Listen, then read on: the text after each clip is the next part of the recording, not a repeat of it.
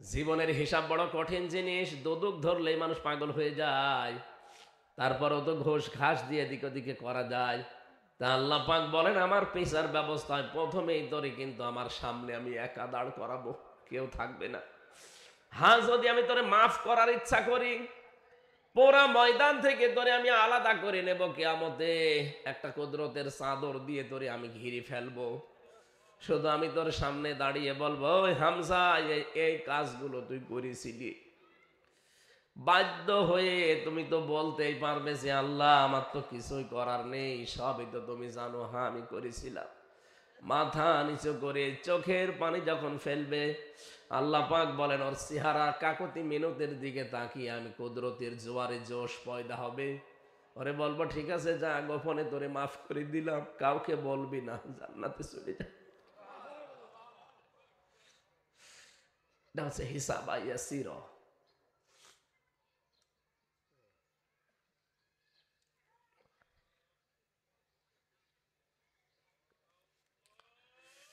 রব্বুল আলামিন কিয়ামতে এরকম কঠিন অবস্থায় আমাদের কাউকে তুমি জনগণের সামনে অপমান করো না, গোপনেই যেন তোমার সাত্তার নামের খাতিরে গোপন করে রেখে গাফফার নামের খাতিরে আমাদের মাফ করে দিও। কিয়ামতের দ্বিতীয় ব্যবস্থা এবার আর একা ডাকবে না। সূরা বানী ইসরাঈল 15 নম্বর পারা 8 নম্বর পৃষ্ঠার 3 নম্বর লাইনের 71 নম্বর আয়াতের প্রথম অংশে পাবেন, ইয়াউমা নাদউ কুল্লা উনাসিম বিইমামিহিম। আল্লাহ পাক বলেন কিয়ামতে এবার আর তোরে একা না, এবার তোর নেতার সাথে ডাক দেব। কার সাথে? আমি এই জন্যই সাইয়্যিদিনা তুলেছিলাম, আপনাকে এবার আর একা ডাকবেন, আপনার নেতার সাথে ডাকবে। ও মুন্সিগঞ্জবাসী, নিজের বিবেক থেকে বলেন তো, আপনি যে নেতার পেছনে ঘোরেন, যে নেতার পেছনে থাকেন, ওরে যদি আল্লাহ সামনে ডাকে আপনাকে পেছনে ডাকবে, কি মনে হয় আপনাকে আল্লাহ মাফ করবে বলে মনে হয়? আপনি এখনই বলছেন না, আপনি তো ধরা খেয়ে বসে আছেন। বিবেকটা কাজে লাগান, এমন মানুষের পেছনে থাকা লাগবে যে মানুষটাকে দেখলে আমার আল্লাহর কথা মনে হয়। এমন মানুষের পেছনে থাকা যাবে না যারে দেখলেই শয়তানের কথা মনে পড়ে। কথা বলেন ঠিক কিনা? আপনি শুধু এখানে বসে বসে সাইয়্যিদিনা পড়বেন আর মনে করবেন আসমানে চলে গেছে। না, সাইয়্যিদিনাকে ঠিক করেন। আমি জানি অনেকের এবার মন খারাপ হচ্ছে, সঠিক কথা আমি বলবো, এতে মন ভালো হোক আর খারাপ হোক, আমি চাই আপনি ফিরে আসেন। এতটুকু আপনি শেষ করে দেননি, পরের শব্দ কি বলেন? মাওলানা। মাওলানা মানে আমির হামজা কি? মঞ্চে বসা সম্মানিত ব্যক্তিবর্গ, সামনে বসা মুসলমান ভাইরা, পর্দার আড়ালে সম্মানিতা মা এবং বোনেরা, প্রাণপ্রিয় মুন্সিগঞ্জবাসী, মুন্সিগঞ্জ শ্রীনগর, এটা এই জেলায় না? লৌহজং। হ্যাঁ, দল মত জাতি বর্ণ ধর্ম নির্বিশেষে আজকের এই অনুষ্ঠান, এটা শুধু মুসলমানদের জন্য না। হাযা বায়ানুল লিন্নাস হুদাল লিন্নাস, মানুষ পদবাচ্য যারা বিবেচিত তাদের জন্য আজকের এই অনুষ্ঠান উন্মুক্ত। যে আসবে হাত্তা ইয়াসমা কালাম আল্লাহ সুম্মা আবলিগহু মা'মানা। আল্লাহ তাআলা বলেন, হে নবী, অমুসলিমরাও যদি কোরআন শুনতে আসে তাদের তো শোনার ব্যবস্থা করবেন এবং তাদেরকে নিরাপদে বাড়ি পৌঁছিয়ে দেবেন। এখানেও যারা আছে তাদের জন্য কোরআনের নির্দেশ, আপনারা আসবেন, শুনবেন। আমাদের ধর্মে কোনো জোর জবরদস্তি নেই, বাড়াবাড়ি নেই, লা ইকরাহা ফিদ্দিন। সেদিন যশোরে কলেজের এক অধ্যাপককে বলেছিলাম, স্যার আপনি অন্য ধর্মের মানুষ, আপনাকে আমি জোর করব না, আপনি শুধু আমার ধর্মীয় গ্রন্থ কোরআনে কারিম 3 মাস পড়বেন, বুঝে পড়বেন। উনি এমনিতেই বিসিএস ক্যাডার, তো সব দিকে তার জ্ঞান ছিল। সর্বশেষ 3 মাসে পরে দেখি উনি নিজেই মুসলমান হয়ে গেছে। যেন অন্য ধর্মের যারা এসেছেন আপনাদেরকে ওয়েলকাম জানাচ্ছি। আপনারা আমাদের ধর্মীয় গ্রন্থ পড়েন। অন্যান্য ধর্মে যারা আছে তারা তো, সাধারণ মানুষরা ধর্মগ্রন্থগুলো পড়তে পারে না। তাদের ধর্মীয় গুরু যারা, ঠাকুর যারা, পুরোহিত যারা, এরা ছাড়া বাইরের মানুষ এটা পড়া নিষেধ। কিন্তু আমাদের কোরআন এরকম না, এটা মানব জাতি হিসাবে সবার জন্য উন্মুক্ত। যে এর কাছে আসবে ইন্না হাযাল কুরআনা ইয়াহদি লিল্লাতী হিয়া আকওয়াম, অবশ্যই এই কোরআন হেদায়েতের পথ এবং সুদৃঢ় হেদায়েত, যেটা এই পথ আপনাকে নির্দেশনা দেবে, সেই ক্ষমতা কোরআনের এখনো আছে না নেই? রাব্বুল আলামিন বলেন আলহামদুলিল্লাহিল্লাযী আনজালা আলা আবদিহিল কিতাবা ওয়া লাম ইয়াজআল লাহু ইওয়াজা। সব প্রশংসা ওই আল্লাহর জন্য যিনি তার বান্দার প্রতি কোরআনে কারীম দিয়েছেন, এমন কোরআন দিলেন, এমন কিতাব দিয়েছেন যার ভেতরে কোনো গোপন কথা নেই, বাঁকা কথা নেই। মুন্সিগঞ্জ সহ বাংলাদেশের বহু জেলাতে আমরা দেখি অনেকে মারেফতের কথা বলেন। মারেফত মানে তারা বলতে চায় যে গোপন বিষয়, অথচ মারেফত শব্দটা এসেছে উরফুন থেকে। এখানে যারা আরবি গ্রামার জানে জিজ্ঞাসা করেন, উরফুন থেকে এসেছে, আরাফা ইয়ারিফু, পরিচিত হওয়া। হযরতে আদম এবং হাওয়া যেই ময়দানে পরিচিত হয়েছিলেন, একে অন্যের সাথে পরিচয় হয়েছিল, ওই জায়গার নাম আরাফাতের ময়দান, পরিচিত হওয়ার স্থান। আপনি মারেফতের কথা বলে মানুষকে যে বলেন গোপন বিষয়, আপনি কি জানেন মারেফত কি? আপনারা যা আরম্ভ করেছেন এটা মারেফত না, এটা মায়ের পথ। মানুষ মারার পথ বানিয়েছে, শিরক আর বেদাত দিয়ে মানুষকে মেরে ফেলতে চায় ওরা। এই জন্য কোরআনে কোনো গোপন কথা নেই। কোরআনের কাছে যারা আসে ওরা আর গোপন থাকতেও চায় না, ওরা ওপেন হতে চায়। আপনারা এদিকে আছেন তো? আমি এমনি অসুস্থ তো, কথা বলাও তো নিষেধ, তারপরও জোর করে বলছি। কোরআনের কাছে যারা আসে আমরা যুগে যুগে দেখলাম তারা কোনোদিন গোপন থাকে নাই, তারা সব ওপেন হয়ে গেছে। হযরত ওমরের নাম শুনেছি, যেই দিন কোরআনের কাছে এসেছেন ওই দিনই বলেছেন, হে নবী এটা কি সত্য না মিথ্যা? তিনি বললেন সত্যবাণী। হযরত ওমর বলেন, হে নবী সত্য জিনিস গোপনে থাকবে কেন? আপনি আমার অনুমতি দেন আমি একটু কোরআনের পক্ষে ওপেন মিছিল করি। মাত্র 40 জন ওই সময় মুসলমান হয়েছিল, তাদেরকে নিয়ে তিনি কাবার চত্বরের দিকে ছুটলেন। লিল্লাহি তাকবীর। এই শব্দটা যদি কেউ বেশি বেশি বলে তার হার্টের রোগ ভালো হয়ে যাবে।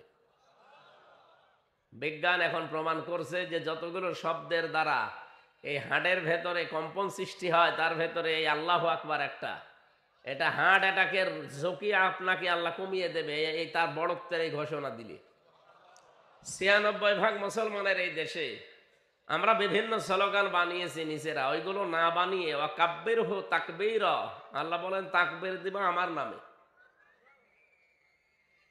রাব্বাকা ফাকাব্বির, রবের বড়ত্বের ঘোষণা দাও। তাহলে আমাদের 96% এই মুসলমানের দেশে এখন থেকে স্লোগান আমার মনে হয় জাতীয়ভাবে নারায়ে তাকবীর, আল্লাহু আকবার হওয়া দাও। এটার সাথে কি দ্বিমত আছে আমাদের? অন্য কোনোটা দিয়ে তো উপকার হচ্ছে না। আপনি জয় বাংলা বলেন আর জয় যায় যায় বলেন, কিছুই হচ্ছে না। আর ওটা এখন কেউ দিতেও চায় না ভয়ে। সুতরাং এখন যেহেতু সময় এসেছে, আমরা 96% মুসলমানের এই দেশে আমরা আওয়াজ তুলছি, জাতীয় স্লোগান হিসাবে আমরা নারায়ে তাকবীর, এটা আমরা চাই না। হযরত ওমর যখন মিছিল নিয়ে যাচ্ছিলেন, কাফের মুশরিকরা চিন্তা করে কে গো এই ময়দানে মিছিল করে, আল্লাহু আকবারের আওয়াজ দেয়। দরজা দিয়ে জালানা দিয়ে মুখ বের করে দেখে মিছিলের সামনে হযরত ওমর। তাড়াতাড়ি জালানা দরজা বন্ধ করে বলছে দরকার নেই, ওর সামনে গেলে মাথা থাকবে না। আমার তো মনে হয় 64 জেলা আর 630টা থানা আছে এই দেশে, প্রতিটি থানায় যদি একজন করে ওমরের মতো মানুষ তৈরি হয়ে যায়, এই দেশে আর কেউ কোরআন নিয়ে উল্টা পাল্টা করার চিন্তাও করবে না। কোরআনের কাছে আসলে আর সে গোপন থাকতে চায় না। আর আমরা অনেকে এখনো বলছো, হুজুর আমি গোপনে আছি। গোপনে আছি মানে আর কতদিন থাকবেন গোপনে? ওপেন হওয়ার সময় হয়নি, এখনো হয়ে গেছে। এখন আমরা ওপেন সব। সুতরাং কোরআনে কারিমের কাছে যারা আজকে এসেছেন, আজকে আপনাদের থানার ওসি সাহেব এসেছে ফরিদউদ্দিন, এই মুন্সিগঞ্জ জেলার একজন আলেম আমার সাথে ছিল জেলখানায় 3টা বছর, মুফতি নূর হোসাইন নুরানি হাফিজাহুল্লাহ। এই জায়গায় বাড়ি না, সদর থানায় বাড়ি। আল্লাহ তারা গোলামকেও যেন হায়াতে তাজ্জাবা সিহাতে কল্লিয়া দান করেন। আমরা যারা সত্যি মানুষ হিসাবে আসলাম কোরআন শুনতে, এখান থেকে আজকে কিছু নিয়ে যাওয়া লাগবে। বিশ্বনবীকে আল্লাহ 53 বছর বয়সে জুলুম, অত্যাচার, নির্যাতনের যখন সর্বশেষ সীমা পার হয়ে গেছে, তার মাথার উপরের ছায়াগুলো আল্লাহ যখন একটা একটা করে সব নিয়ে গেলেন, বিশেষ করে খাদিজাতুল কুবরা রাদিয়াল্লাহু তাআলা আনহা এবং আবু তালিব 53 বছর বয়সে তাকে আল্লাহ নিয়ে গিয়েছিলেন। বিশ্বনবী মুহাম্মদুর রাসূলুল্লাহকে আল্লাহ নিলেন এই কারণে যে সামনে আপনাকে একটা কল্যাণময় রাষ্ট্র উপহার দেব আমি। একটা রাষ্ট্রকে কল্যাণময় করতে হলে কি কি করা লাগবে ওই বিষয়গুলো আমি আপনাকে জানাতে চাই। যেহেতু আমি নিজে শেখাবো এগুলো, এজন্য বারবার জিবরাইলের মতো দুনিয়ায় যাওয়া তো আমার সম্ভব না। আপনাকে আমি নিজে আপনার কাছে আমার কাছে নিয়ে আসি। নবীজিকে আল্লাহ এই মাস যেটা চলছে রজব মাস, এই মাসের 27 তারিখে, আজকে তো 23 না 24 যেন, মাত্র আর কয়েকদিন আছে, 27 তারিখে তাকে নিয়ে গেলেন এই ধুলির ধরা থেকে একেবারে আরশ মহল্লায়। 27 বছর তাকে তার গবেষণাগারে ল্যাবরেটরিতে বসিয়ে 14টা জিনিস শিখিয়েছিলেন। এই 14টা জিনিস যদি আপনার উম্মতের ভেতরে একটা দেশে আপনি কায়েম করতে পারেন, ওই দেশটা কল্যাণময় রাষ্ট্র হয়ে যাবে। আমাদের দেশটাও যেহেতু এখন নতুন করে স্বাধীন হয়েছে, এই দেশটাকে যদি সত্যিই বিশ্বের বুকে কল্যাণময় রাষ্ট্র হিসাবে আমরা দেখাতে চাই, রজব মাসে আমাদের মূল শিক্ষা লওয়া লাগবে এই 14টা। কি কথা বলেন নাকি? আপনি যে দল করেন, যে ধর্মে আছেন, কোনো অসুবিধা নেই, 14টা যদি থাকে, যেহেতু আপনাকেও আল্লাহ বানিয়েছে, আমাকেও আল্লাহ বানিয়েছে, মাস্ট বি এই দেশটা কল্যাণময় রাষ্ট্র হয়ে যাবে। আমরা সেই জন্যে সূরা বানী ইসরাইল থেকে তেলাওয়াত করেছি, তেলাওয়াত করছি এবার সূরা বানী ইসরাইলের 23 নম্বর আয়াত থেকে 38 নম্বর আয়াত পর্যন্ত 14টা বিষয় আল্লাহ এখানে জানিয়েছেন আমাদেরকে নবীজির মাধ্যমে। আপনি চিন্তা করতে পারেন, মাত্র 14টা জিনিস শেখানোর জন্য সময় নিয়েছে আল্লাহ নিজে কত বছর? 27 বছর একাধারে এক জায়গায় বসিয়ে তাকে শিখিয়েছেন। সরাসরি গবেষণা চলছে, নিজে আল্লাহ গাইডলাইন দিচ্ছে। আমরা একটা বিষয়ের উপরে এমফিল করি, পিএইচডি করি, সর্বোচ্চ 2 বছর আর 5 বছর 7 বছর লাগে, ওই বিষয়ে অভিজ্ঞ হয়ে যায় মানুষ। আর নবীকে আল্লাহ নিজে বসিয়েছেন একটা গবেষণাগারে 27 বছর। অনেক গুরুত্বপূর্ণ বিষয় এখানে আল্লাহ দিয়েছে, যেগুলো দিয়েছেন আমরা দেখব আমাদের দেশে এগুলো আছে কিনা। যদি না থাকে, রাষ্ট্রের যারা দায়িত্বে আছেন, ডক্টর মোহাম্মদ ইউনূস সহ প্রত্যেকের দায়িত্ব হবে দল, মত, জাতি, বর্ণ, ধর্ম নির্বিশেষে এই 14টা এই রাষ্ট্রে কায়েম করা। তাহলে এইটা পৃথিবীর 257টা দেশের ভেতরে মডেল দেশ হবে ইনশাআল্লাহ। এ গ্যারান্টি দিচ্ছেন কে? এবার আমরা প্রবেশ করছি। আগে দরুদ পড়ি নেই সাল্লাল্লাহু আলাইহি ওয়াসাল্লাম। কোন অনুষ্ঠান কবুল করতে হলে এই দরুদ পড়া লাগবে। যে কোনো অনুষ্ঠান শুরু করার আগে দরুদ পড়বে, অনুষ্ঠান শেষ হওয়ার পরেও দরুদ পড়া লাগবে। কেউ যদি দরুদ শরীফ না পড়ে, তাহলে ওইটা ঝুলে থাকে, আকাশে যায় না। কত বড় গুরুত্বপূর্ণ বিষয় এটা না? এবার আমার প্রশ্ন, দরুদের ভেতরে কি আছে যে পড়লে এটা আরশে চলে যায়? এর ভেতরে যে কথাগুলো আপনি বলেন, ওইগুলো আপনার প্র্যাকটিক্যাল লাইফে কিন্তু থাকা লাগবে। খালি মুখ দিয়ে বলবেন, কিন্তু আপনার জীবনে ওইটা নেই। ও কিয়ামত পর্যন্ত দরুদ পড়িয়েই যাবেন, ও আকাশে যাবে না। তাহলে আমরা যে দরুদ পড়লাম, একবার পড়ি নাই প্রথমে? কি পড়েছিলেন? আপনি তো আরবিতে পড়েন, অনেকে জানেন না। আমি বাংলাটা বলছি, দেখেন তো আপনার জীবনে আছে কিনা, আর আপনার দরুদ কত দূর গেল, এই 6 তলা পার হয়েছে কিনা। রাব্বুল আলামিনের কাছে আমরা জানিয়েছি, আল্লাহুম্মা, হে আল্লাহ, সাল্লি আলা, তুমি রহমত নাজিল করো, আলা মুহাম্মদ, মুহাম্মদের উপরে। আল্লাহ যেন সহসায় আমাদেরকে জিজ্ঞাসা করছে, হে মুন্সিগঞ্জের মানুষেরা, মুহাম্মদের উপরে যে রহমত নাজিল করব, কে এই লোকটা? আমরা 1 2 জন না, সবাই মিলে জবাব দিয়েছি, সাজ্জিদিনা, মুহাম্মদ আমাদের নেতা। কি এটা কেউ অস্বীকার করতে পারবেন? এটা আরবিতে আপনি বলেছিলেন। কেন দুনিয়ায় কত শব্দ আছে, ওই সমস্ত শব্দ না বলে সাজ্জিদিনা, সাজ্জিদ তো বলতে পারতেন যে আমার নেতা, সাজ্জিদিনা বলেছেন যে আমাদের নেতা। কেউ আমরা বাকি নেই, এখানে যারা আছি সবাই মিলে বললাম। এ কথাটা কেন বলা হয়? কারণ নেতৃত্বের বিষয়টা শুধু দুনিয়া না, এটা মরণের পরও লাগবে। সূরা হুদ 12 নাম্বার পারা, 12 নাম্বার পৃষ্ঠার প্রথম নাম্বার লাইনের 98 নাম্বার আয়াতটা বাড়িতে একটু মিলাবেন তাফসিরের সাথে, যে কোনো তাফসির দেখবেন। ইয়াকুদুমু কওমাহু ইয়াউমাল কিয়ামাতি ফাআওরাদাহুমুন নার ওয়া বিইসাল বিরদুল মাওরুদ। আমি প্রায় 42টার উপরে তাফসির মিলিয়েছি আয়াতের সাথে। সব মুফাসসির সামারাইজ বক্তব্য একই দিয়েছেন। এর বাংলা অর্থ দাঁড়ায় এইটা, যে দলের নেতা জাহান্নামে যাবে ওই দলের কর্মীও তার সাথে জাহান্নামে যাবে। এটা যদি কেউ রাজনীতি মনে করেন, হ্যাঁ এইটাই রাজনীতি। আপনি যাচ্ছেন জাহান্নামে, আমি দেখতে পাচ্ছি, আর আমি বলতেও পারবো না আপনি কি হয়েছেন কি। যেই দলের নেতা জাহান্নামে যাবে ওই দলের নেতা কর্মীদেরকে নিয়ে, অনুসারীদেরকে নিয়ে একসাথে জাহান্নামে যাওয়া লাগবে। সুতরাং এটা দুনিয়ার বিষয় হলে আমি বলতাম না, এটা আখিরাতের বিষয়। দুনিয়াতে যাদের নেতা ঠিক নেই, সাইয়েদিনা ঠিক নেই, আশা করছি তারা এখন থেকে ঠিক করে নেবেন। এমন কোন মানুষের পেছনে থাকবেন না যারা জুতা পায়ে দিয়ে মসজিদে ওঠে। আপনাদের জেলায় হয়েছে, আমি দেখেছি। কি আমি কি বেশি বলে ফেললাম? সে না অন্য ধর্মের লোক, জোতা পায়ে দিয়ে যে লোকটা আল্লাহর ঘর মসজিদে উঠতে পারে, ও মনে হয় আরো সে উঠতে পারবে। কি না মানে?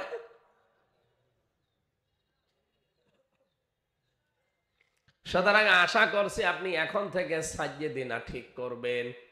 কিয়ামতের ময়দানে আল্লাহ যখন বিচার ব্যবস্থা তৈরি করবেন, 3টা ধাপ বানাবেন। প্রথম ধাপে আল্লাহ আপনাকে ডাকবে বিচার করার জন্য একা একা। কয়জন করি? অকুল্লুহুম আতিহি ইয়াউমাল কিয়ামাতি ফারদা। সূরা মারইয়াম 16 নাম্বার পারা 10 নাম্বার পৃষ্ঠার 15 নম্বর লাইনের শেষ নাম্বার রুকুর 95 নাম্বার আয়াতে আছে। তাফসিরে ফি জিলাল কোরআন সাইয়্যিদ কুতুব রাহমাতুল্লাহ আলাইহি লিখেছেন, কিয়ামতে আল্লাহ বিচারে কোনো দলবদ্ধভাবে ডাকবে না, প্রত্যেকেই প্রথমেই ডাকবে একা একা। গজারিয়াবাসী নিজের দিকে দেখান, এবার নিজের পেছনের দিকে তাকিয়ে বলেন তো, আপনি যে জীবন তৈরি করেছেন, কিয়ামতে আল্লাহ যদি একা একা ডাকে, আপনি দাঁড়ানোর মতো যোগ্যতা এখনো হয়েছে? না, হয়নি। আমি একা একা থাকলে মাঝে মাঝে চিন্তা করি, আল্লাহ যদি বলে হামজা 2024 সালের 31শে ডিসেম্বর পর্যন্ত তোরে মাফ করে দিলাম, যা, কোনো হিসাব দেওয়া লাগবে না, শুধু 2025 সালের 1 থেকে এই 23 তারিখ, এই 23 দিনের হিসাব দিয়ে তুই জান্নাতে চলে যা। আমার তো মনে হয় 23 দিনের হিসাব দাও আমার দ্বারা সম্ভব না। আপনারা পারবেন না? আপনারা পারবেন। এটা তো সহজ বিষয় না। হিসাব শুনতে যত সহজ মনে হচ্ছে, বিষয়টা অত সহজ না। যাদের ভেতরে এই টেন্ডেন্সি তৈরি হয়েছিল, ওদের জীবনটাই পুরা পাল্টিয়ে গেছে, যে হিসাব দেওয়া লাগবে আমার। এই বাংলাদেশ 54 বছর হয়ে গেল, শুধু হিসাব দেওয়া লাগবে এই টেন্ডেন্সি আমাদের ভেতরে নেই। এই জন্য ধনী আরো ধনী হয়, গরিব আরো গরিব হয়। এটা যদি হিসাব থাকতো, আজকে আমি একটা প্রতিবেদন দেখলাম, কুষ্টিয়ার আমাদের সাবেক এমপি মাহবুবুল আলম হানিফ, নাম শোনেননি? 15 বছর আগেও লোকটা নিজে চাউল বিক্রি করে খেয়েছে, অথচ এখন বাংলাদেশে যদি 5 জন ধনী থাকে তার ভেতরে সে একজন। শুধু দেশে না, কানাডায় যা বানিয়েছে ও জানি আর আল্লাহ জানে। প্রতিবেদনটা প্রায় 21 মিনিট আমি দেখেছি, কি বানিয়েছে আল্লাহ, কিন্তু ভোগ তো করতে পারলেন না। এখন সব জনগণের আন্ডারে চলে গেছে, নিজে এখন চলে গিয়েছেন সেটা কোথায়? সে কানাডা। ওখানেও তো থাকতে পারেন না। সাহেব পাড়া বেগম পাড়া যারা বানিয়েছে আমি নিজে যে দেখে এসেছি, ঘরে থাকে না, তালাবদ্ধ। মালয়েশিয়া বানিয়েছে সব সাহেব পাড়া, আর কানাডায় সব বেগম পাড়া। যে হোটেলে উঠি দেখি নিচে দুই শয়তান চা খাচ্ছে। কি গো এখানে? বলছে হুজুর আমরা আগেই পালিয়েছি। কেন সাহেব পাড়ায় থাকবেন না? ওখানে থেকে মায়ের খাবো। বাংলার জনগণ এখানেও আছে। যদি সাহেব পাড়ায় উঠি আমারে যদি দেখে পিটিয়ে ভক্তা বানিয়ে ফেলবে। কি করলেন হারাম ইনকাম করে? যদি বৈধ পথে থাকতেন আজ কুষ্টিয়ার বাড়িতেও থাকতে পারতেন। অথচ আপনি তাকান কুষ্টিয়ার বাড়িটা এখন গণ টয়লেট হয়ে গেছে।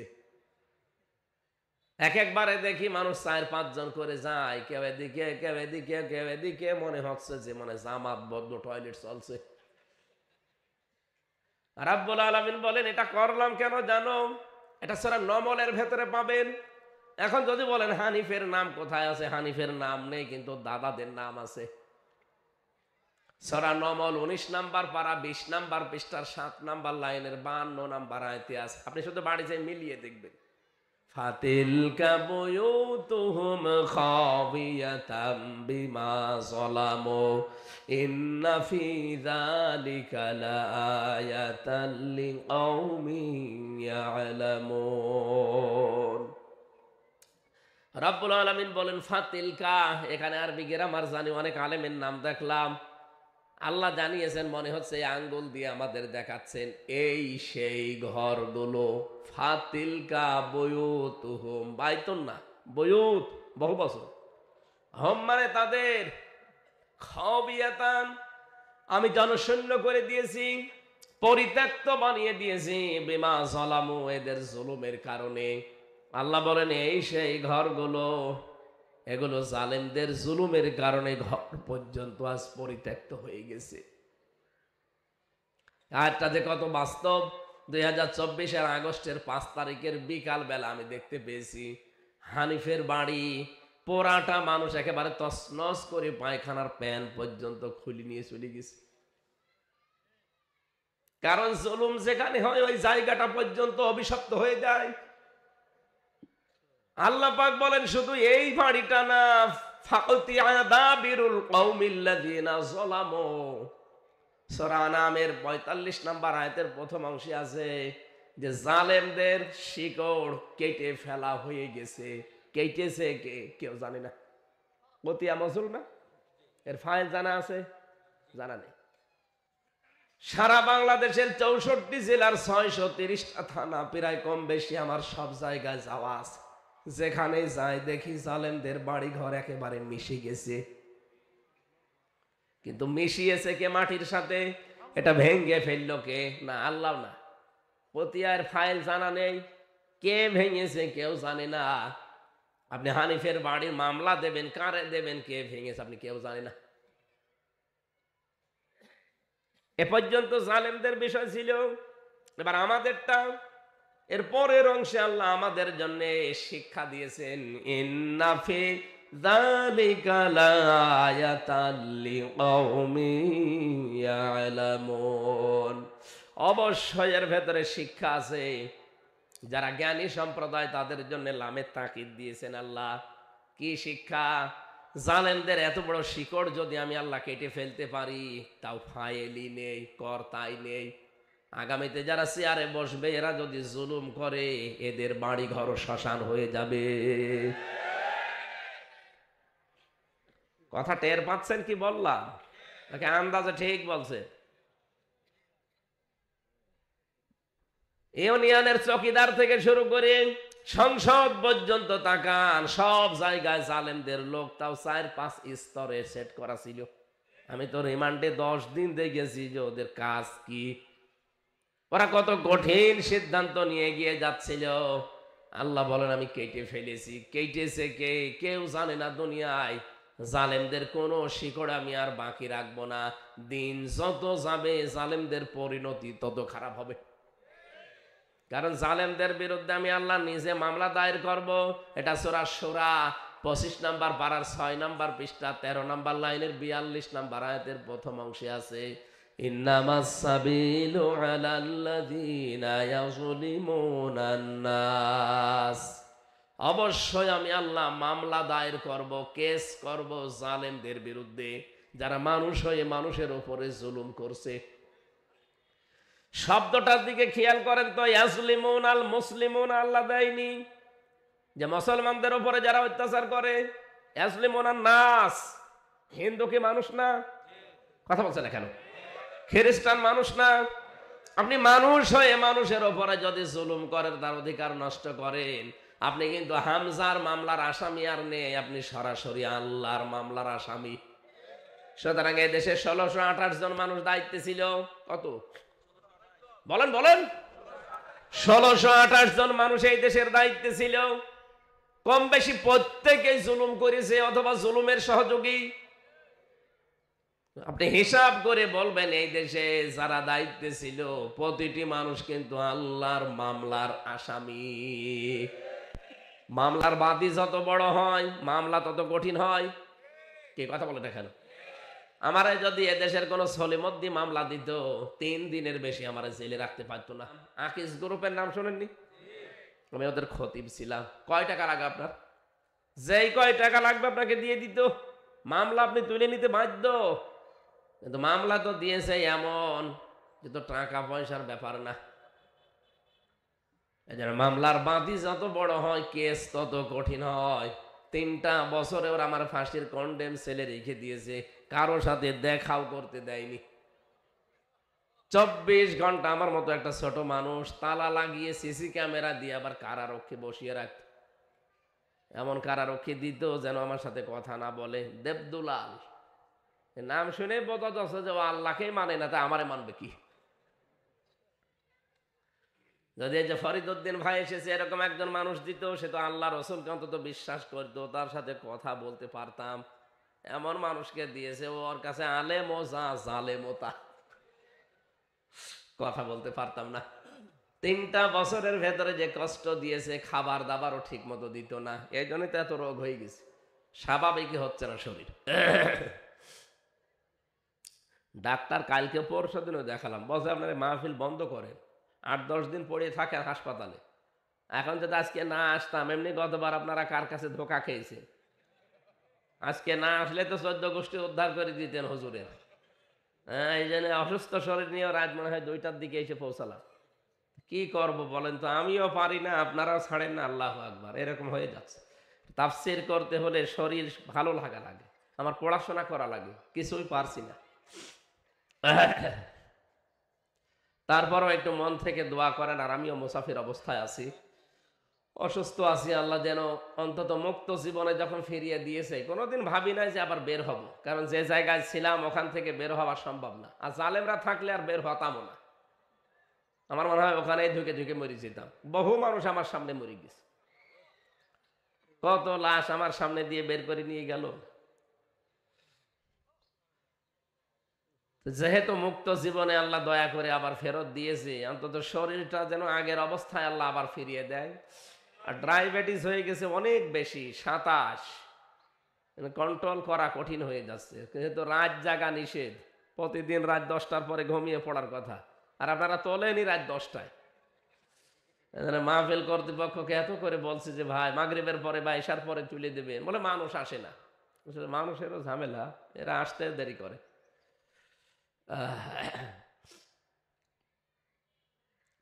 শরীরটা যেন সাপোর্ট দেয়, কথাগুলো যেন সহজ সরল ভাষায় আপনাদের সামনে বলতে পারি। বলেন আমিন। তাহলে আমাদের উচিত জালেমদের এত বড় শিকড় যদি কেটে ফেলা যায়। আমাদের তো শিকড়ই নেই। 15.5 বছর তো সব আমরা জুলুমের শিকার, সবগুলো মাজলুম। কথা বলেন না কেন? বিএনপির কত মানুষ আমি সাথে পেয়েছিলাম যার 313টা মামলা। এখানকার একজন মনে হয় ছিল কি সফু না কি যেন, সফু, শরাফত আলী সফু, মানে এখন বাইরে না। 313টা মামলা যার নামে, বলেন তো ওই লোকটা কবে মানে হাজিরা দেবে কবে, আর কবে দুনিয়ার কাজ কর্ম করবে? জালেমরা করেছিল কি? বিএনপির এক লিডারের নাম শুনলাম, ওই বড় গোনায় বাড়ি, তার মামলা দিয়েছে 556টা। বললাম ভাই আপনি কবে জামিন করাবেন আর কবে বের হবেন, কবে হাজিরা দেবেন? সারা বছর তো হাজিরায় থাকা লাগবে। কি করেছে বলেন তো? আমারে ভালো মানুষ ঘরের থেকে তুলে নিয়ে গেল, যে বলছে যে 50টা মামলা দেব, এখনই 10 লাখ টাকা দেন। আমি যে মামলা কি আপনি বানাবেন? বলছে সব বানানো আছে, শুধু নাম লিখে দেব। এই চলছিল দেশে। আজকে ভিডিও একটা বের হয়েছে এই হাউ হাউ আঙ্কেলের, হাউ আঙ্কেল না ওনার নাম, হাউ আঙ্কেল। উনি একটা ভিডিও বলছে যে মামুনুল হককে তো ধরে নিয়ে এসেছি, এখন কোন মামলায় ওনাকে দেব তাই বলেন। এই একটা দেশ হইল, কি আশ্চর্য গো। কত মানুষকে আমি ওই আয়না ঘরে দেখেছি, আমিও তো ছিলাম 10 দিন ওই মাটির নিচে। আপনি কি বলে আমি জানি না কোথায় আছি, এমনকি অনেকে নামও জানে না যে আমার নাম কি, তাও জানে না। ওরা যদি জিজ্ঞাসা করে আপনার নাম কি, খালি উলক ভলক করে তাকায়। তার মানে ও 5 বছর 7 বছর 10 বছর পড়ে আছে, কেউ জানেই না, কারণ ওর নাম তো কেউ ডাকে না। ওর নাম মনে থাকবে কি করে? এটা কোন বছর ওর জানা নেই, এটা যে কি মাস, কয়টা বাজে এখন, ও কিছুই জানে না। এমন একটা জায়গা, এদিকে 3.5 হাত, এদিকে 2.5 হাত পড়ে আছে, তাও 5 এন দিয়ে বাঁধা। আমার সাথে মুফতি ফখরুল ইসলাম ছিল, ওই ফাঁসির কন্ডেম ছেলে। উনি আমার একদিন বলছিল, ভাই এই যে আমি শুয়ে থাকি হাত পা ছেড়ে দিয়ে, এটা যে কত বড় নিয়ামত আপনি জানেন? এই জালেমারা আমার এই মাটির নিচে নিয়ে পায়ের ভেতরে হাত দিস দিয়ে, সামনে লোহার ব্যারিকেড আছে, এর সাথে চেন দিয়ে আটকিয়ে দিস। 5 মিনিট 10 মিনিট পরে খুলে দে না, বছরের পর বছর।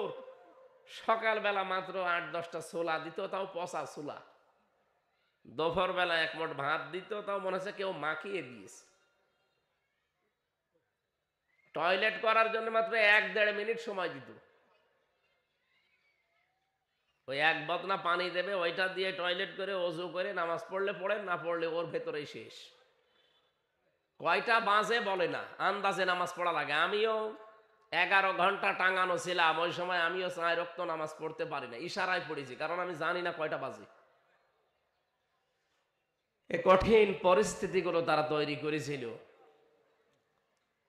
তুরস্কের একটা গণমাধ্যম কালকে রিপোর্ট পেশ করেছে, যিনি পালিয়ে গেছে। আপনারা যে রাগ করেন যে উনি কি করেছে এত যে ওনার পালিয়ে যাওয়া লাগলো, আরে ভাই আমি তো ভিকটিম, আমি নিজে দেখেছি। এ রিপোর্টে দেখা যাচ্ছে যে উনি বাবা আর মাকে এক ঘরে রেখে দিয়ে সন্তানটাকে পাশের রুমে রেখে দুধ খাওয়াতেও দিত না। বলতো না, যা বলছি এগুলো করা লাগবে, নাই তোর ছেলে মেয়েকে দুধ খাওয়াতে পারবি না, এইরকম কড়াকড়ি করতো।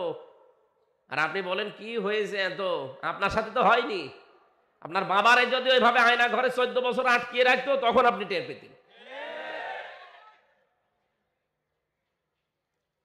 আগামীতে বাংলার এই জমিনে কোন জালেম যেন চেয়ারে বসতে না পারে, সেই ব্যবস্থা আমাদের করা লাগবে।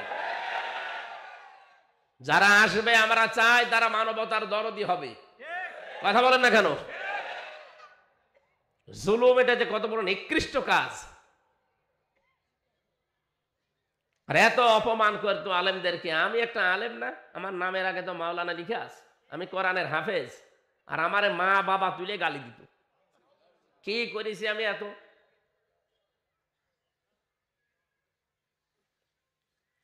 ওই শয়তানগুলো এখন মাঝে মাঝে মামলার আয়ু আমারে কল দেয়, ও হুজুর মাফ করে দিন। কিসের মাফ? আগে টাকা ফেরত দে। হ্যাঁ, আমার বাবার কাছ থেকে আর ওই আকিস গ্রুপের কাছ থেকে 32 লাখ টাকা নিয়েছে। আগে টাকাগুলো ফেরত দেন। 3টা বছর আমারে রাখলেন ফাঁসির কন্ডেম ছেলে, আমার কষ্টের কথা ভুলে গেলাম, মাফ করে দিলাম, কিন্তু টাকাগুলো ফেরত দেবেন তো। 50 লাখের উপরে খরচ প্রায়। দেন টাকাগুলো ফেরত দেন, তারপরে মাফ হবে। জালেমরা এখন গেড়াক বলে পড়িস তো, বলছে মাফ করে দিয়ে। না, এই 15.5 বছরে যার কাছে যা করেছেন তার কাছে আগে যে মাফ চাবেন, তার ক্ষতিপূরণ দেবেন, এরপরে আপনার মাফ হবে। তাছাড়া আপনার কোনো মাফ নেই। আপনি মনে করছেন আস্তাগফিরুল্লাহ পড়লেই মাফ হয়ে যাবে, অত সহজ।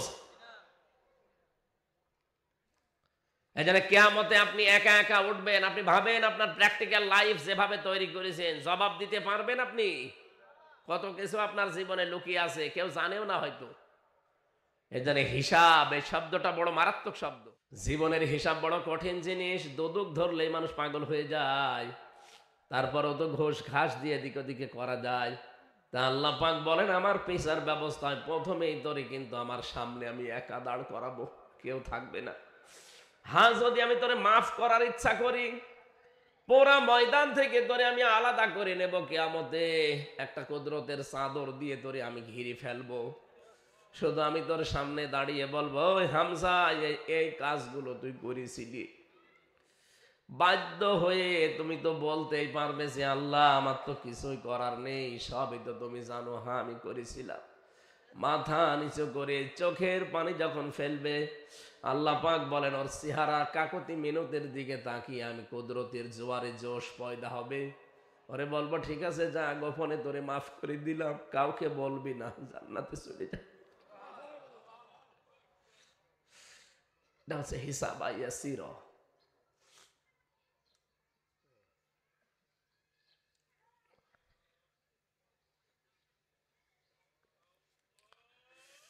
রব্বুল আলামিন কিয়ামতে এরকম কঠিন অবস্থায় আমাদের কাউকে তুমি জনগণের সামনে অপমান করো না, গোপনেই যেন তোমার সাত্তার নামের খাতিরে গোপন করে রেখে গাফফার নামের খাতিরে আমাদের মাফ করে দিও।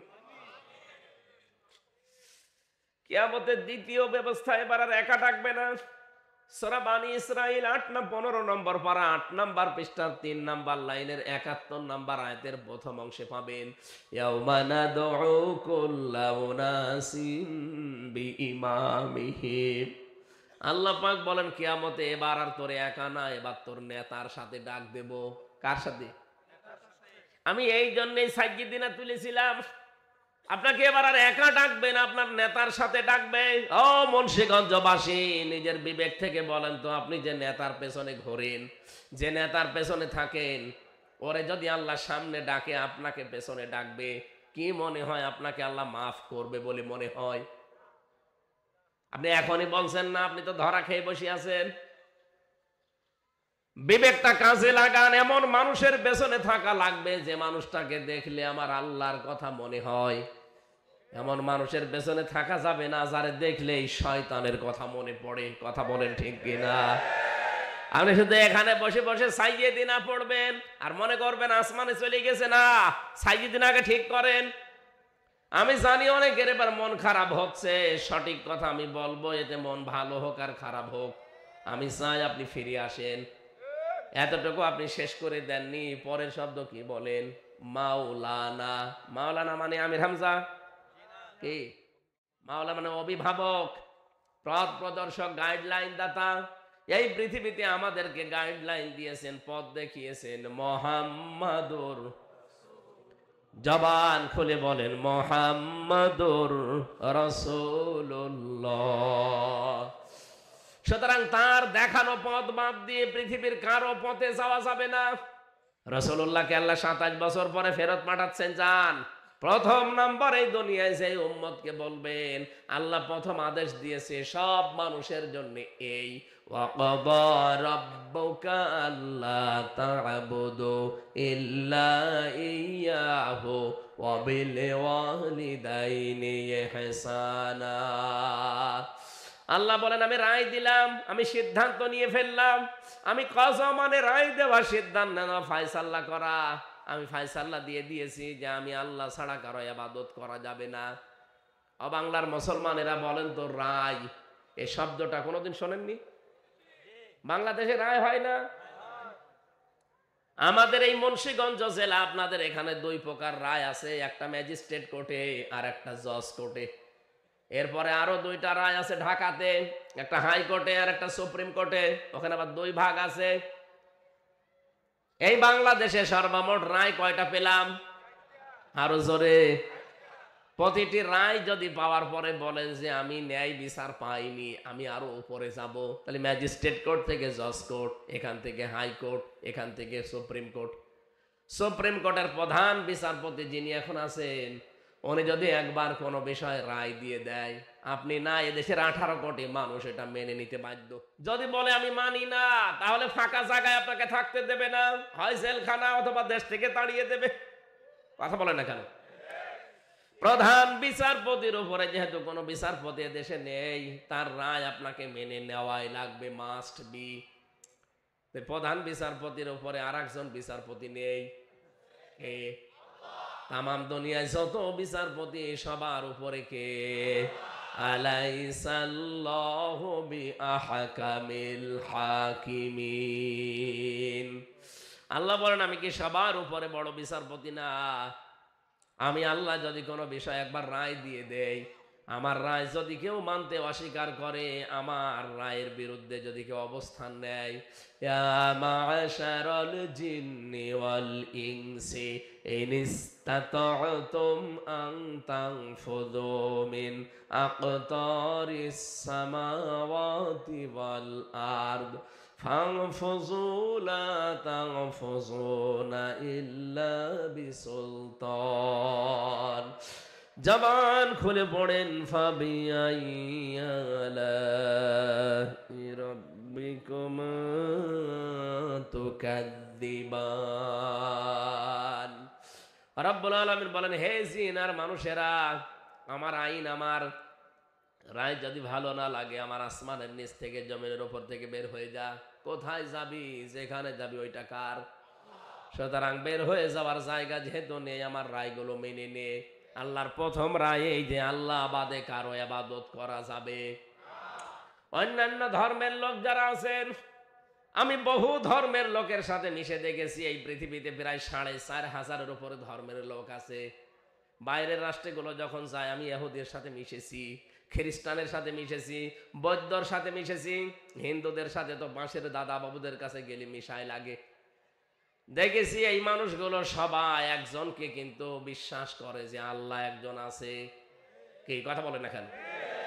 বলিয়া হালাল কিতাব তাআলাউ ইলা কালিমাতিন সাওয়াইম বাইনানা ওয়া বাইনাকুম আল্লা না'বুদা ইল্লাল্লাহ। আল্লাহ পাক বলেন, হে নবী, ওদেরকে আপনি ডাক দেন। অন্য ধর্মের যারা আছে বলেন যে আসো আমরা সবাই একটা কথার উপরে একমত হই যে আল্লাহ না'বুদা ইল্লাল্লাহ, আল্লাহ বাদে কারো ইবাদত আমরা করব না। কি কথা বলে না কেন? আরে বাংলাদেশে আমরা অন্যান্য ধর্মের যারা আছে সবাইকে বলছি আসেন, আপনারাও কিন্তু বিপদে পড়লে আল্লাহকে ডাকেন। আমি যখন বরিশালে পড়তাম দেখেছি, ওই সময় তখন ব্রিজ ছিল না, লঞ্চে নৌকায় যাওয়া লাগতো। নৌকায় করে যাচ্ছে, হঠাৎ ঝড় উঠেছে, নৌকা কাঁপাকাঁপি করছে। এক দাদার দাদি হিন্দু, ওরা দেখছে পড়ছে লা ইলাহা ইল্লাল্লাহ। কি গো, চেহারা দেখে মনে হচ্ছে অন্য ধর্মের। কালেমা পড়েন কেন? বলছে দেখো যে ঝড় উঠেছে, কালী দুর্গার কাজ না, আল্লাহ লাগবে। যে ঝড় উঠেছে এ ঝড় থামাতে কালী দুর্গায় হবে না, এখন আল্লাহ লাগবে। সবার মনের ভেতরে এটা আছে যে আল্লাহ একজন আছে, কেউ উপরওয়ালা বলে ডাকে, আমরা বলি কি? আরো জোরে। সবাই যখন আসেন, আপনি খ্রিস্টানদের কাছে যান, আমি পেয়েছি তাদের কাছে, তারা মুসা নবীকে জোসেফ বলে ডাকে। আমি ইহুদির সাথে মিশেছি থাইল্যান্ডে, যে ওই মানুষগুলো হযরতে মুসাকে ওরা ডাক দেয়, হযরতে ঈসা নবীকে তারা যিশু বলে ডাক দেয় খ্রিস্টানরা, মুসা নবীকে ইহুদিরা বলে জোসেফ। আমি নবীর কথা যখনই আলোচনায় তুলেছি, আমাদের নবীর নাম মুহাম্মদুর রাসূলুল্লাহ, ওদের ওই ভাষা ইংরেজি অথবা দেশীয় ভাষা দিয়ে কথা বলে, পাশে আবার বাঙালি নিয়ে থাকি, তো ওরা ট্রান্সলেশন করে দেয়, বলে ওরা বলতে চায় যে ওদের নবীর নাম নাকি জোসেফ, যিশু। হ্যাঁ, নবীর নাম জোসেফ ওরা বানিয়েছে। আমার আল্লাহর দেওয়া নাম হচ্ছে মূসা। নাম কি? ওরা নাম দিয়েছে যিশু, ওরা নিজেরা বানিয়ে। আমার আল্লাহর দেওয়া নাম হচ্ছে হযরতে ঈসা রূহুল্লাহ। নাম ঠিকই আছে, নাম পাল্টিয়েছে, তাতে কি? ব্যক্তি একজনই। ওরা আল্লাহ একজন আছে বিশ্বাস করে, কিন্তু আল্লাহর ছেলে আছে, মেয়ে আছে, এইটা মানে, এই কারণে ওরা মুশরিক। ইহুদিরা 3 খোদায় বিশ্বাস করে। হযরতে ঈসা আল্লাহর ছেলে, মরিয়ম আল্লাহর বউ, আর আল্লাহ একজন আলাদা আছে। ইহুদিরা বলে উজাইর আলাইহিস সালাম আল্লাহর সন্তান, এজন্য ওরা মুশরিক হয়ে গেছে। আমরা আল্লাহর সাথে কাউকে শরীক করি না, এই জন্য আমরা মুমিন। এখন আমরাও যদি আল্লাহর সাথে অন্য কাউকে শরীক করি, তা আমরা ইহুদি খ্রিস্টানদের মতোই মুশরিক। এক কথা বলেন না কেন? এই জন্য আল্লাহ তা'বুদু ইল্লা ইয়া, আল্লাহ বলেন আমি ছাড়া কারো ইবাদত করা যাবে। বলেন তো দুর্গা পূজা করা যা, মাছ পূজা করা যা, এই গাছ পূজা করা যা, মানুষের আইন তৈরি করা, এই দুনিয়ায় প্রতিষ্ঠা করা একই। কারণ আল্লাহ বাদে কারো আইন মানা জায়েজ। এই যে এখানে যে শব্দটা পেলেন, আল্লাহ বাদে কারো ইবাদত করা, তার আইন মানা জায়েজ নেই। কিন্তু অবিল ওয়ালিদাইনি ইহসানা, মা বাবা যাদের আছে তাদের সাথে ভালো ব্যবহার করা লাগবে। আমি এবার আলেমদেরকে বলছি, আল্লাহর আইন মানা কি? জবান খোলেন না কেন? মা বাবার আইন মানা না, না, মাঝখানে ওয়া নেই। আল্লাহর আইন মানা ফরজ, মা বাবার আইন মানা ফরজ না, মা বাবার সেবা করা ফরজ। তাহলে আয়াত থেকে প্রমাণ হয় আইন শুধুমাত্র মানা লাগবে কার? আলা লাহুল খালক ওয়াল আমর, বানিয়েছেন যিনি, হুকুমও চলবে তার। ইনিল হুকমু ইল্লা লিল্লাহ, আইন দেওয়ার মালিক কে? এজন্য আল্লাহর আইনের বাইরে যারা অন্য কারো আইনে দেশে প্রতিষ্ঠা করতে চান, আপনি বিশ্বাস করতে পারেন আপনি ইহুদি খ্রিস্টানদের মতোই মুশরিক। নিয়ে আসবেন, কোন হুজুর নিয়ে আসবেন, নিয়ে আসেন, দেন। আল্লাহর আইনের বাইরে যারা মানুষের তৈরি করা আইনে দেশে কায়েম করতে চাচ্ছেন, সে যে নামেই হোক, আপনি কিন্তু মুশরিক হয়ে গেছেন। কি আল্লাহ জানে এই যে ইবাদত করা লাগবে নির্ভেজাল ভাবে, এর ভেতরে কোনো ভেজাল থাকলে চলবে না। অমা উমিরু ইল্লা লিয়াবুদুল্লাহা মুখলিসিনা লাহুদ্দিন। আমাকে আদেশই করা হয়েছে আমি যেন একনিষ্ঠভাবে, নির্ভেজালভাবে, ইখলাসের সাথে দিন মানি। কার দিন? আবিল ওয়ালিদাইনি ইহসানা। এবার ভালো করে খেয়াল করবেন, আমি আল্লাহ তোদেরকে আদেশ দিলাম, এই পৃথিবীতে আমার পরে যেহেতু তোকে এই দুনিয়ায় আনতে সবচাইতে বেশি কষ্ট করেছে তোর মা আর বাবা। বিজ্ঞান এখন প্রমাণ করছে একটা সন্তানকে দুনিয়ায় নিয়ে আসতে মায়ের কমপক্ষে 57 ইউনিট কষ্ট সহ্য করা লাগে। কত? এখানে যত শক্তিশালী মানুষ আমরা আছি, সর্বোচ্চ 45 ইউনিট কষ্ট দিলে আপনি মরে যাবেন, আর বাঁচবেন না। কিন্তু একটা মা দুনিয়াতে আমার মুখ দেখতে গিয়ে 57 ইউনিট পর্যন্ত কষ্ট সহ্য অলরেডি করেছে। এই জন্য আল্লাহ বলেন আমার পরে আমি দুনিয়ার কারো নাম দেইনি, সেবা করার জন্য, খেদমত করার জন্য তোর মায়ের নাম, বাবার নাম দিয়ে দিলাম। তাদের ভেতরে একজন অথবা দুইজন যদি বার্ধক্য অবস্থায় পৌঁছিয়ে যায়, সাবধান, কোনদিন ওহ শব্দ পর্যন্ত বলবি না, এবং তারাও যেন না বলে।